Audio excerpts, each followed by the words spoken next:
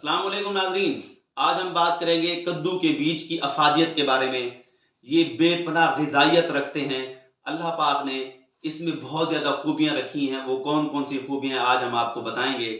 ये कद्दू के बीज आँख की शक्ल की तरह होते हैं और ये सब्ज़ रंग के होते हैं। खाने में बड़ी ग़िज़ाइयत के हामिल हैं और बहुत ज़्यादा टेस्टी हैं।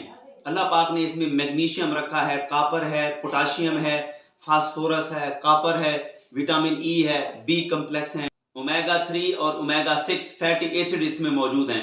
तो इन्हीं खसूसियात की वजह से ये दिल और दिमाग को बेपनाह ताकत मुहैया करते हैं।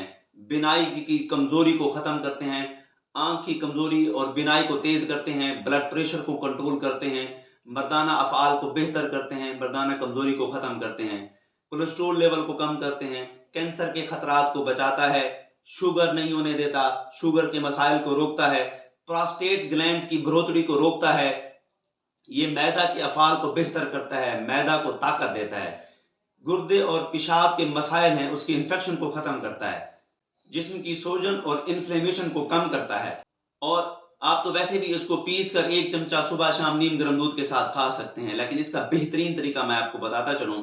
आपने 50 ग्राम कद्दू के बीज, 50 ग्राम आपने सौंफ, 25 ग्राम आपने ले लेना है मगज धनिया और 50 ग्राम मिस्री डली वाली। इन तमाम चीजों को बारीक पीस के पाउडर बना लें। 1 चम्मच सुबह शाम नीम गर्म दूध के साथ निहार मुंह आपने 15 दिन खाएं। इंशाल्लाह आपको नींद भी बेहतर तरीके से आएगी, दिमाग की खुश्की खत्म हो जाएगी और ये जो बीमारियां बताएंगे ये अफ़ाल इसके बेहतर हो जाएंगे। मजीद मालूमात के लिए मेरे वीडियो को लाइक करें, फॉलो करें और शेयर भी कर दें ताकि आपको नई वीडियो जैसे भी आए फौरी तौर पे मिल जाए। मैं हूं आपका हकीम वसीम अहमद, हुसैनिया दवाखाना एंड पंसार स्टोर से।